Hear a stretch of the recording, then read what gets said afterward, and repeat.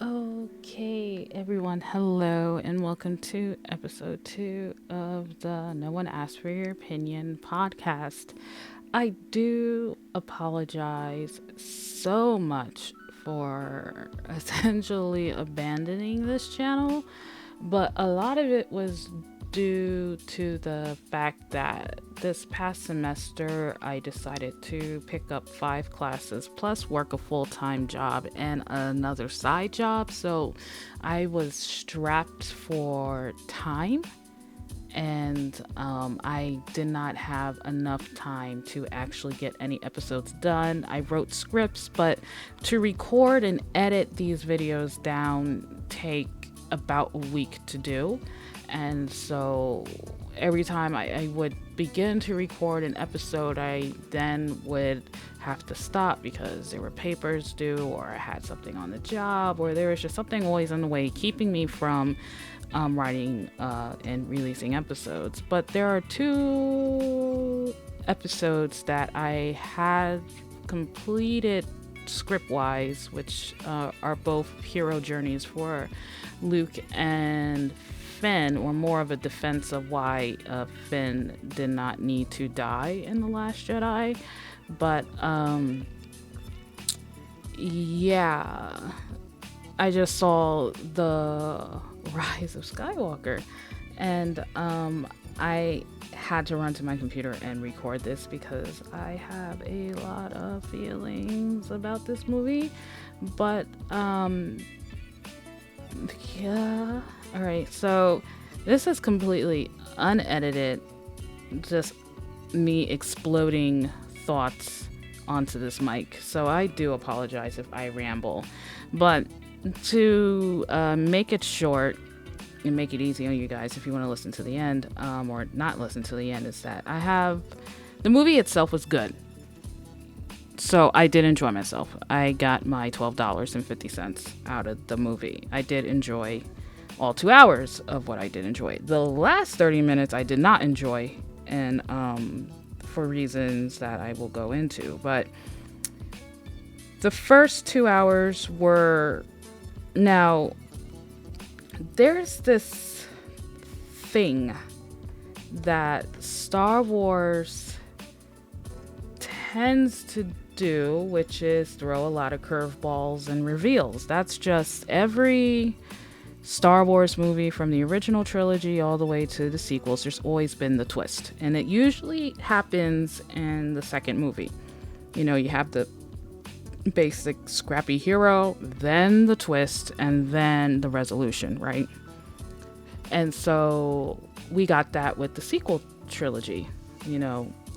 So where, you know, you got the first movie, a scrappy hero, the twist, and then the conclusion. But so in regards to like those first 2 hours, like there were a whole bunch of odd reveals. There was one thing that Palpatine says in the movie that literally had me like looking around the theater because I did not know how that made any sense. But I was like, all right, I'm on for this ride. It's Star Wars. It's not that serious, you know. It's not something that I need to be like getting on my keyboard and smashing text into a screen, into my computer, and just ranting and raving about how the movie destroyed my childhood, because it's not that serious. Now, as someone who is a cinema studies minor and a creative writing major, understanding the complexity of story and understanding the hero's journey, the fundamentals of telling a story, and that stuff is something I think it's now become intuitive to me just when I watch a movie to pay attention to. So I tend to be a little bit more critical when I watch a movie because I can't help it but to notice these things. So like I said, it's going to be a rambling the podcasting. So let's first talk about the cinematography. Great cinematography. The Pasana scene, which basically like a random Coachella, that was beautiful. I loved the colors. I loved the dance party. I loved everything about that cinematography wise. I also loved the part where the general, I forgot his name, because I didn't really care about the character. But the general, the way that there's always a way that they set the lighting in a movie where it only covers half of the character's face, and it usually goes over the eyes. Also appears in Knives Out and a lot of other movies when a character is being deceptive. And I thought that that was a great way of showing that it wasn't Hux who was the person to look out for, but that general. So there was that. The dogfighting scenes were good. They were very interesting. I loved the chained hyper jumps, or I forgot what they called it, like back to back or whatever. That was pretty exciting to see and fun. And I imagine that if this movie is in 3D, it would be pretty fun to watch, like Solo. Solo was amazing in 3D. So cinematography, lighting, good choices. Now here's where we're going to get into the meat, the story.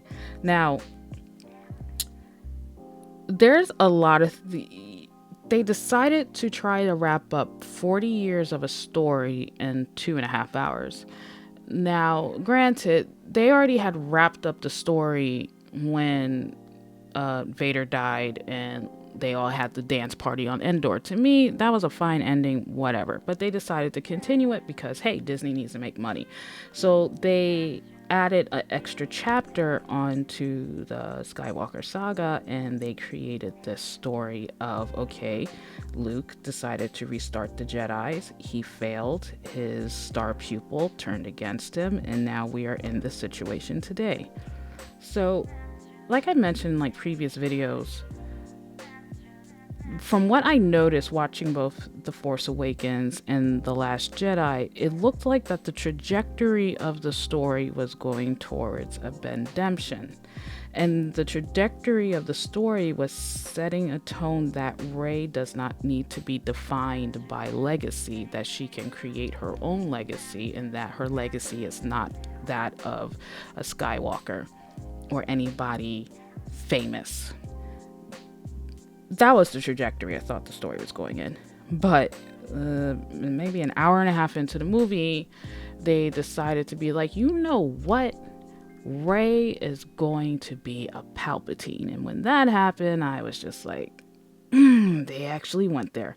So I wasn't against the idea of Rey Palpatine. In fact, that was always an idea that I like to play with as a headcanon, and when I would read fan fictions and stuff like that, I would always look for stories about Rey Palpatine because it was very interesting. Like, could she be a Palpatine? Like, I was totally cool with that. Like, her being a dark sider, because I always noticed there was a lot of anger in her character.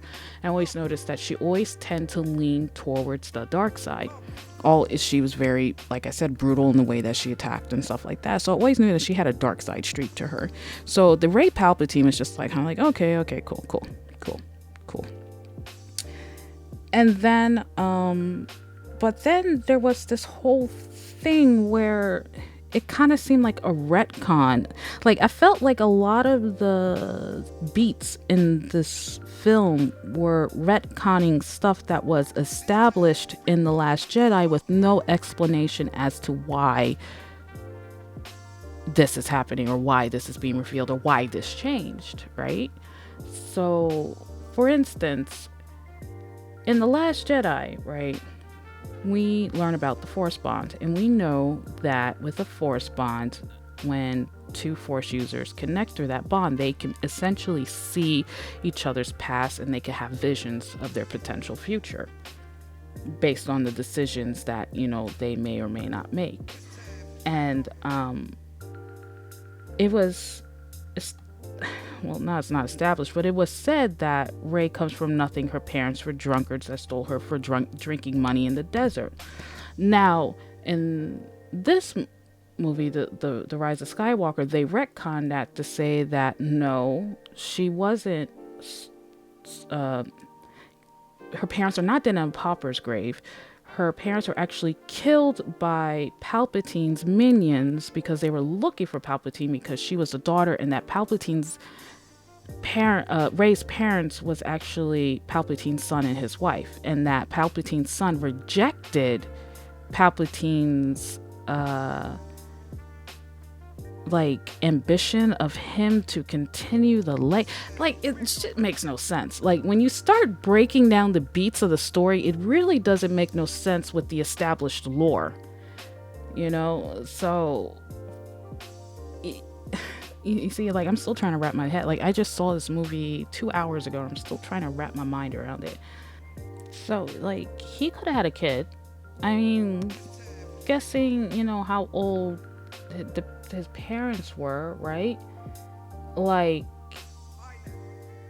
or her parents, sorry. I got a friend now texting me, like, saying he's confused and he has no idea what's going on.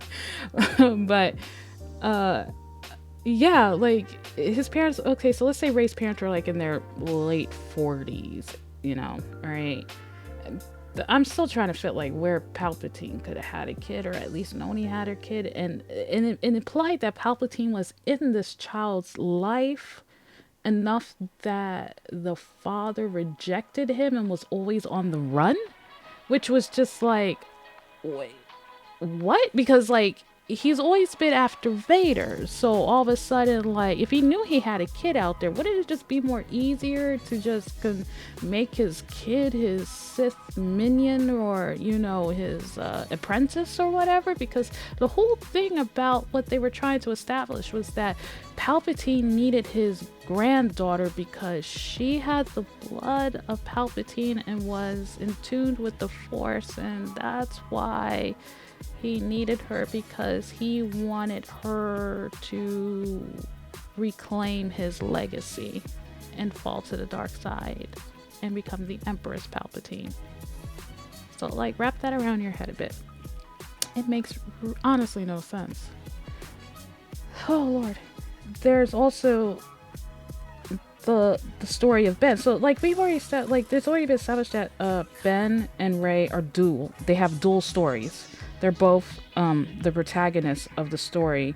And while I always considered Ben to be the hero because he was the child of Skywalker, Rey was the protagonist, in that every action she made was a catalyst for every other character in that story. Because that's what the protagonist is. The protagonist is the one that sets off events in the story. They're the lead. Whereas the hero doesn't necessarily have to be the protagonist. So that's why I always thought that Ben was the hero, and that at the end of it all, it would be Ben who would rise, defeat Palpatine, and reclaim the title of Skywalker. But for some reason, at the last 30 minutes of the movie, someone in the writer's room decided to, you know what, we're going to subvert expectations like Rian Johnson did in The Last Jedi, but we're going to do it one up that even better and try to attempt a Avengers Endgame, but not execute it in such a way that there's any emotional value out of that, but more of a shock value, and essentially kill off the last Skywalker. And that's like my biggest frustration with the movie. Like I said, I was expecting the swashbuckling adventure that was the first 2 hours of the movie. I was expecting curveballs like Rey Palpatine. I was expecting, you know, a lot of fan service because it's J.J. Abrams, and one thing that man loves to do in all the movies, and I've watched both the Star Trek reboot and this and a lot of his other films, and he loves throwing in fan service. That is just his MO. And lens flare. Can't forget lens flare. There was even some lens flare in this movie. But he just... it's not like that he didn't... I would have had problems with him dying, but I think I would have been okay with him dying had the death had more impact on the story and the legacy of his family, if that makes any sense. Because he has redemption when he faces the ghost, his own demon, which is the death of his father. And when he says dad, we know, okay, yes, he's had redemption. He tosses his lightsaber away, and we see who Ben Solo is, which is essentially a cocky Solo. He's suave, he smirks, he makes expressions, he's confident, this is Ben Solo, and we see that.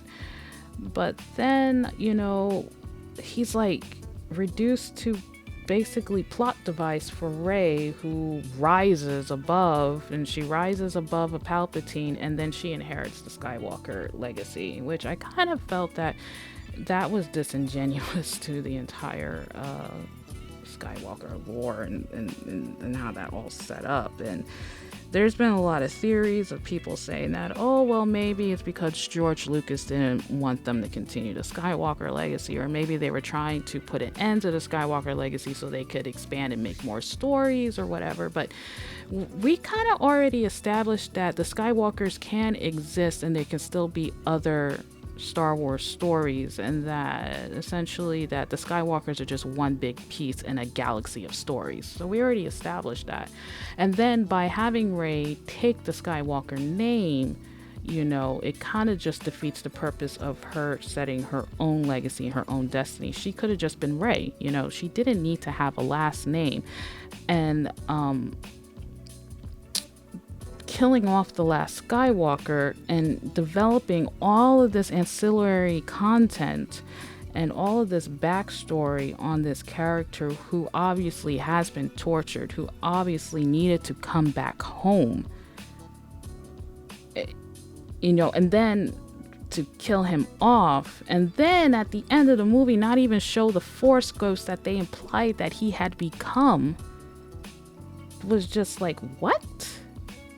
So yeah, like, I could go on and on. I gotta see this movie 2 more times this weekend. I gotta take my nephew to see it because he's a huge Star Wars fan and he absolutely loves Darth Vader and Kylo Ren. Loves the character. So I don't know how he's gonna handle watching this movie, and he's only 7 years old. I don't think he's going to appreciate his one of his favorite characters dying like that. Now, as a reylo, yes, I admit I am a disgusting reylo. I did appreciate the fact that out of all the other curveballs that they threw at us, that my hunch was right since The Force Awakens, that these two were to be the star-crossed lovers of this saga. But I kind of felt that honestly, what was the purpose of the reylo if you're going to kill the guy off anyway? And then not only that, I felt like that the reylo ended up defining who Ben Solo was, but not who Rey was. I felt that most of the reylo was being driven by Kylo Ren, and that most of the movie he was spent as a lovesick puppy trying to find this girl that he wants so badly to be his space waifu, and she keeps rebuking him because he isn't the man that she wanted him to be. And she literally tells that to him aboard the Death Star. She's like, I wanted to hold your hand, I wanted to be with you, but I wanted to be with Ben, not Kylo. And it's that moment there that she says to him that he's suddenly like, oh shit, maybe I should be Ben Solo.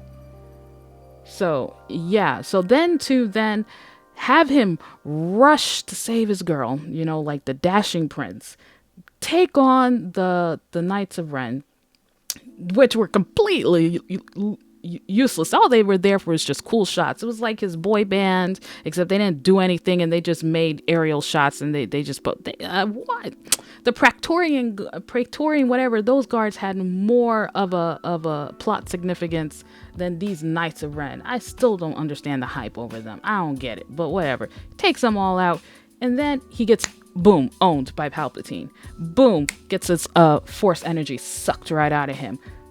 Boom, he gets thrown down a hole. He comes back, survives, and then he's like, oh shit, my girl's dead. Okay, guess I'm going to have to give her my force energy. Woo, I'm going to kiss her. Yay, now I'm going to die. Like, if he wasn't supposed to be any way related to the Skywalkers, that's fine. I would have not cared. But the fact that they put so much damn emphasis on this, especially in the movie, the grandchild of Anakin Skywalker and the grandchild of Sheev Palpatine. And that's so much emphasis on that in the movie, only to be like, hey, yeah, you know what, that Ben Solo dude, all right, we're just gonna use him as a plot device, as the elixir, because that's essentially what he became, the elixir. Oh my god, it made no sense. That's my biggest problem with the ending. That I don't care about the party at the end. Leia had to die. I get that. I appreciate Han Solo coming back. I get all that. That's all fine. Honestly, I would have preferred a role reversal. Rey sacrificing herself. That would have been totally fine with that, I would have been a lot more happier if both of them took Palpatine down instead of just, I'm just going to yeet him off a fucking a cliff, and get rid of him, and then she's stuck using both Leia and Luke's lightsabers. What was the purpose of her receiving Leia's lightsaber if those two were not destined to take on Palpatine together as as two parts of the Force? What was the purpose of the Force bonding them together? What you see, the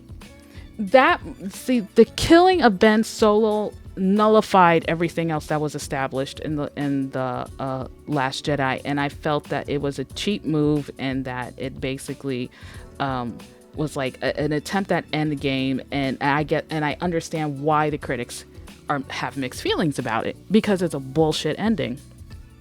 It is. So I get it. I get why it has mixed reviews. It's to that point. People could ride the Star Wars train, and they could eat all the craziness up because it's Star Wars. But once you reduce a character of significance to the plot, he wasn't like a Darth Vader. I understand Darth Vader. Darth Vader at total only has maybe about 15 minutes of screen time left in all three sagas. The Nerd Writer does a great video on why a character like Darth Vader that only has about 10 to 15 minutes has such a cultural appeal to it. And so his death at the end of the original trilogy before the prequels made sense, because we don't have that much of an emotional attachment to that character. We could care less if he lives or dies, He has always been established as a villain. He was the villain. He was the main antagonist. But in both The Force Awakens and The Last Jedi, Kylo Ren was not merely only an antagonist or a villain, or he was in the middle of his hero's journey, but either way, they established him to be a character of significance, and that these two were dual characters and dual plurality. So the fact that they essentially yeeted him, killed him, turned him into a Force ghost, but refused to show him at the end, and it was just okay, directed and written by J.J. Abrams, I just felt like it was just, garbage. Yeah. But all in all, is it a bad film? No, it's not a bad film. I'm not going to be like, oh, hey, J.J. Abrams destroyed my childhood. No, I'm just going to be like, that was just a very bad writing choice. And there could be a whole bunch of people that could come up with ways to justify it or whatever. And I guess a lot of Rey Skywalker fans would try to justify it. But for someone like me who was paying attention, I won't say paying attention, but for someone who like me who was heavily invested in how they were balancing both Rey and Ben Solo's stories and how their stories were going to end, because it really didn't matter about the Skywalkers, Luke, Leia, Han. It didn't really matter to them because what mattered was how they were going to end these two character stories. And they fumbled the ball on that one. They just basically retconned the Last Jedi, and I heard people say that they were retconning the Last Jedi, but I just didn't expect it to be like that. And also Finn's a Force sensitive, which I'm actually really happy. I'm happy he's a Force sensitive. I am disappointed they didn't really do anything with it till the tail end of the movie, but he was awakened at the end of the movie. So Finn is now a force sensitive, a Jedi. And does that imply that the troopers who rejected the training, does that imply that they're all force sensitives? Because he mentioned something about that it just didn't feel right. It just didn't, the intuition wasn't there, that they were independent of it because they felt something else. So does that mean that all troopers that rejected the first order training are all force sensitives? Who knows, you know? But yes, Finn is force sensitive. And he was able to feel he was able to feel Rey pass through the force before she was revived. So yeah, so Finn is a Jedi essentially, and Poe is Poe. Yeah, C3PO. Yeah, I like the little Dio guy. There's guy's cool. Other than that, yeah, that's it. That's it for my review. Oh wow, 30-minute recording. I definitely want to. I said I was not going to edit this down. I definitely got to edit this down. So yeah, catch y'all. I will try to get the Luke hero story recorded and edited by New Year's, and I will return this channel into basically, you know, talking about film and stories and how they all relate to each other. But until then, may the force be with you, and leave your thoughts and comments about the Rise of Skywalker. Really like to hear them. Do you agree with me? Do you disagree? Yeah, so may the force be with you. Bye.